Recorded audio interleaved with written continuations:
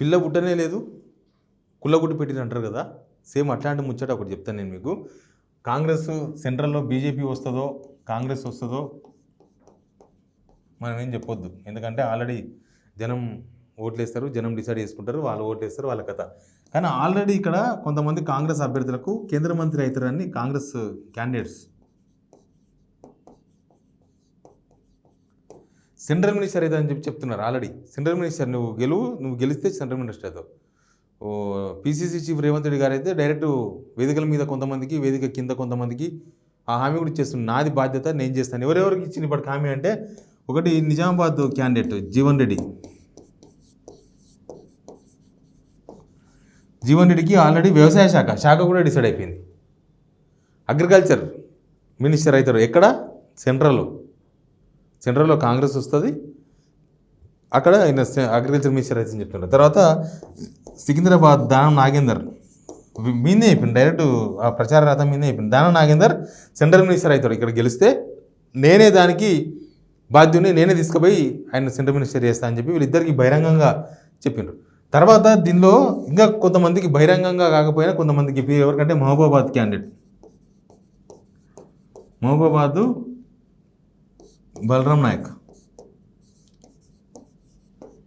బహుశా ఇది కూడా పబ్లిక్నే చెప్పినట్టున్నాడు. ఎస్టీ కోటాలో ఈయన ఆల్రెడీ మాజీ కేంద్ర మంత్రి కదా, మళ్ళీ మంత్రి అవుతాడని చెప్తున్నారు. ప్లస్ కొత్తగా యువకులకు ప్రాధాన్యత ఉంటుంది ఈసారి కేంద్రంలో గవర్నమెంట్ వచ్చిన తర్వాత, కాబట్టి మీకు వస్తుందని చెప్పి కడియం కావ్య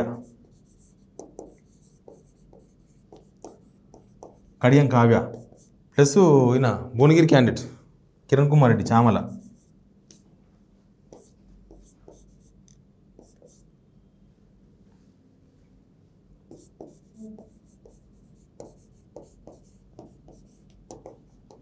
తర్వాత ఆదిలాబాద్ టీచర్ సుగుణ,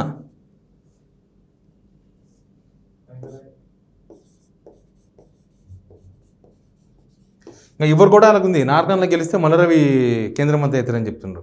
అది కూడా ఇన్బిల్ట్ పార్టీలో వాళ్ళే ఎవరో అయిపోయినారు పార్టీ పెద్దలు, మల్లరవి కూడా కేంద్ర మంత్రి.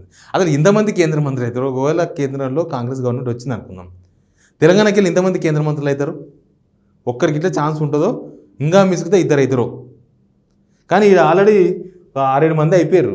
ఇంకెంతమంది అవుతారో తెలియదు. కేంద్ర మంత్రి ఇప్పుడు జానారెడ్డి కొడుకుంటాడా, మరి ఆయన కూడా నాకు తెలిసి అక్కడ అదే నడుస్తుంది లోపల, మొత్తం క్యాడర్కి అదే చెప్తున్నారు. కేంద్ర మంత్రి అవుతాడు రఘువీర్ అని అక్కడ ప్రచారం స్టార్ట్ చేసిండ్రు. ఖచ్చితంగా కేంద్ర మంత్రి అవుతాడు, యువకుడు, మీరు గెలిపినరి ఇంకా మీకు మస్తు అవకాశాలు వస్తాయని చెప్తున్నారు. అంటే ఇంకా వంశీచంద్ర రెడ్డి అయితే రాహుల్ గాంధీకి అతి దగ్గర, ఆయన గెలిస్తే చాలు ఇంకా కేంద్ర మంత్రి అయిపోతారని ఆల్రెడీ అక్కడ ప్రచారం నడుస్తూనే ఉంది ఆల్రెడీ. ఇంకా ఇక్కడ ఇంకా కరీంనగర్ వాళ్ళు ఇంకా రాలే, అది మరి ఇంకా గెలుస్తాం అనుకుంటారో లేదు, కానీ కరీంనగర్ నుంచి అక్కడ నుంచి ఇంక ఇట్లాంటి లీకులో లేకపోతే ఇట్లాంటివి స్లోగన్స్ ఏం రాలేదు.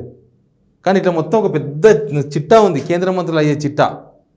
కేంద్రంలో కాంగ్రెస్ వచ్చేది ఎప్పుడో, వీళ్ళు కేంద్ర మంత్రులు అయ్యేది ఎప్పుడో నయ్యం. ఇంకా కొందరు అంటున్నారు రేవంత్ రెడ్డి గారు పీఎం అవుతారని చెప్పారు, వీళ్ళు వెళ్ళిపోతుంది అంటున్నారు.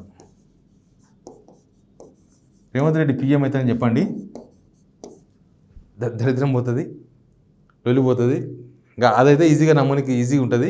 అంటే ఇక్కడ 17 మంది ఎంపీలను గెలిస్తే, ఎంపీలు కాంగ్రెస్ గెలిపిస్తే రేవంత్ రెడ్డి పీఎం అయిపోతాడని చెప్తే ఇంకా ఈజీగా జనాలకు అర్థమవుతుందని కొంతమంది జోకులు వేసుకుంటారు.